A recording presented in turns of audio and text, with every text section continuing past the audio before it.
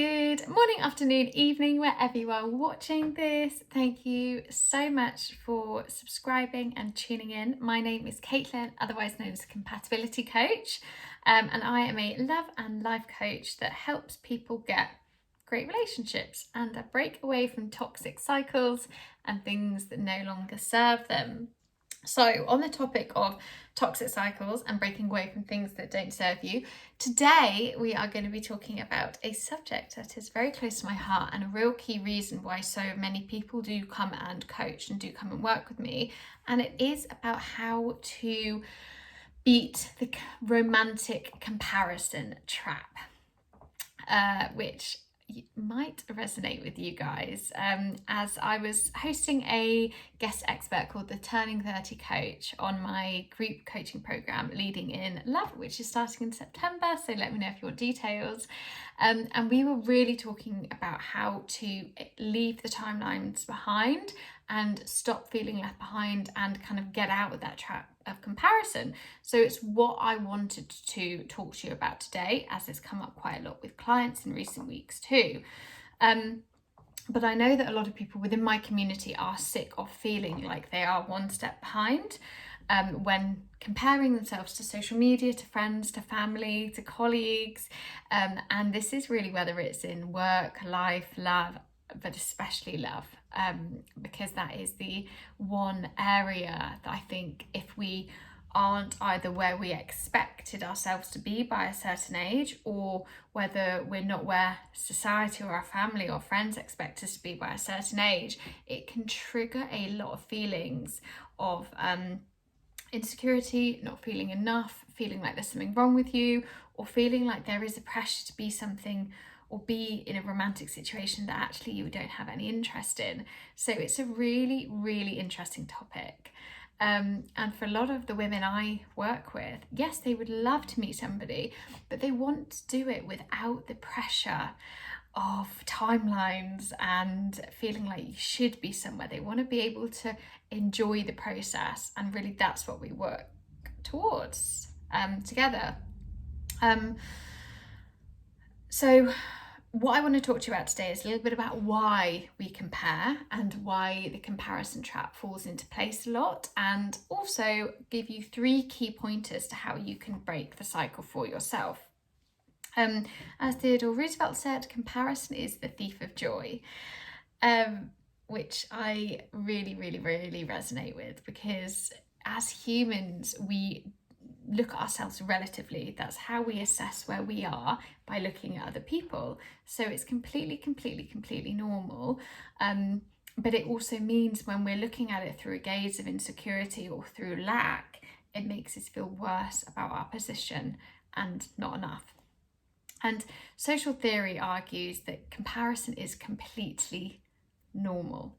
So we evaluate and judge ourselves, as I've just said, relative to others, because we want to be able to make sense of our place in the world and also connect with the people around us. So Marissa Peer argues that you are hardwired for connection and to avoid rejection.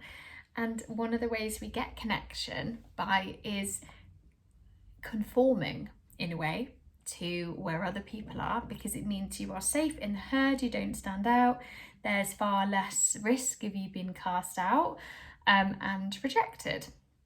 So I also think that's one of the reasons sometimes that idea of conformity and the idea of there being a kind of value placed on your romantic status or where you are, or whether you start to have kids at 30, 35 or whatever it might be, and those pressures, is that because a lot of people are doing it, they also want to know what they are doing is right. So what I do see sometimes with clients, when they get questions from friends and families that are a little bit disparaging or do kind of trigger them in some way, we look at it from a sense of everybody wants validation that what they're doing is right.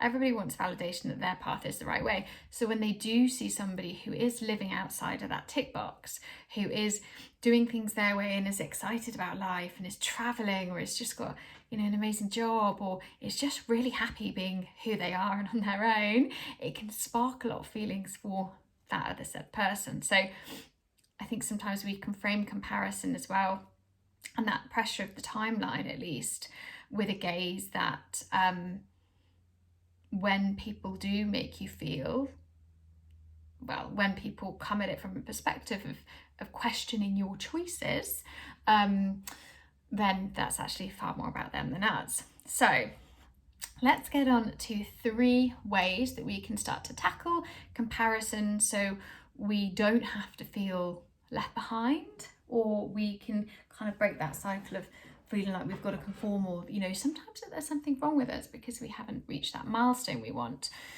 So number 1 is, if we accept that comparison is very normal and we're probably always going to compare in some way, look at how we can actually use it. So Catherine Price, who's a science journalist and author, argues that there are 2 types of comparison. There's the good kind, where we use comparison as a goal-orientated motivation to better ourselves, and to strive for more, and to see somebody else's inspiration and think, wow, they've done that, think about what I could do.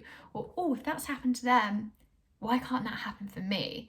That's the kind of comparison that drives you on, that makes you want to do better, that makes you want to grow, that, it's almost that, not competition, but it's the inspiration that comparison can bring. But on the flip side of that, when we start, as I've said, to use comparison as a bit of as evidence of lack in ourselves, or lack in society, lack that there's not enough to go around, that's when it can become a problem. So the first step really is to get clear on how you're using comparison. So for example, if we are using it in a way that's motivational, so looking at that kind of goal-orientated inspirational comparison, that's great. So become more goal-orientated around that. Look, actually, if that's where you want to be, where are you now, and what could you do to get there in a sense that motivates you? And if we're talking about a romantic comparison, be really honest. And this is a process I have to go to, and it's a process all my clients have to go through. You have to be really honest about what you are currently doing now, which is getting you the results in your love life. So for example, are you actively going on dates? Are you saying yes to people who should be a no? Are you letting go of what they have to look like, what kind of job they have to have, how tall they are? Have you even admitted what you want? Have you got yourself to an emotionally available, healthy place?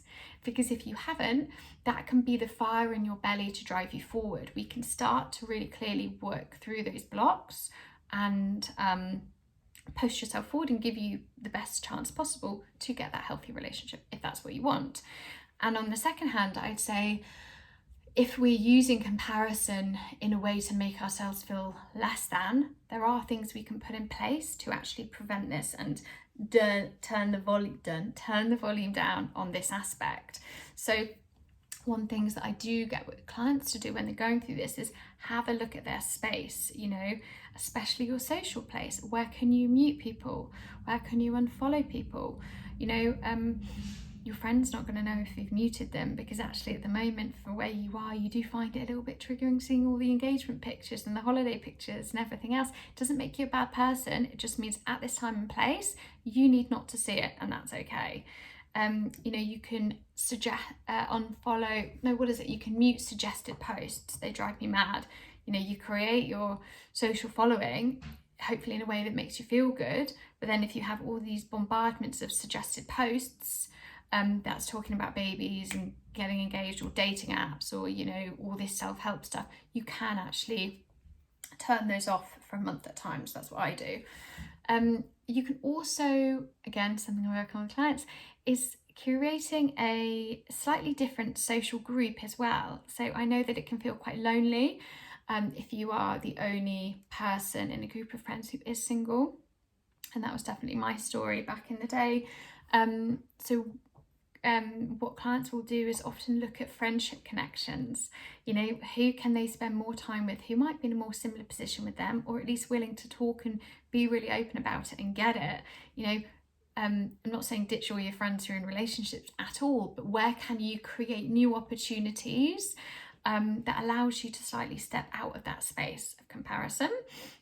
You know, where can you set boundaries with friends and family who might be making those comments or questioning things or having an opinion on what time you should be settling down, because TikTok. I've heard that in such friends before. So again, things you can think about. And also please remember, when we're in this comparison space of lack, you are comparing, you know, the worst thoughts you have about yourself to the 1% somebody portrays on social media. So they're, as Emma calls it, the highlight reel of their life, to the worst thoughts you have about yourself. You're not comparing apples to apples. We never, ever will be able to. So let's just take stock of that. The second topic I think that can really help us when we're talking about beating the comparison traps and letting go of time is actually to slightly reframe the concept of time. Because when we talk about timelines and milestones, you know, that, oh, I feel like by 35 I should be owning a house, have a dog, kid on the way, got the marriage. We have certain times that become our scary age. So we start to chunk it down, don't we? So it's like, by this age, I've got to have this. And then we come from a place of fear, desperation, of hurt a lot of the time. And it means that we've got a looming deadline over our head. So instead of thinking about time being finite and it being a worry, start to think about you've got an infinite amount of time. You've got a whole lifetime to become the person you want to be. And you've got a whole lifetime to do the things you want to do. You know, the average age for a woman is 83. You're not going to have it figured out by the time you're 30. So start to stretch it out and actually be like, okay, yes, there are things I'd love to do, but I really also want to enjoy where I am at the moment. I want to enjoy the journey. So start to think actually about what is going really well for you. Why do you love where you are now? If this is a real problem with clients, I often get them to start creating lists about all the reasons they're grateful for where they are. You know, what can they do now that actually they probably wouldn't be able to do if they were in a relationship? You know, what are the dreams they could have now in this space that isn't dependent on anybody else? Like, get excited about it, and start to lean into the trust that you're in the journey, that it is all happening, and, you know, start to trust that everything is happening for a reason, and what is meant for you will not miss you. Go ahead, say it out loud. I know it sounds a bit woo-woo and a bit dickish, but it really helps us. We have to start leaning into that trust of time rather than seeing it as a looming horrible deadline. It's like a little execution block if we don't reach what we want to do by a certain age.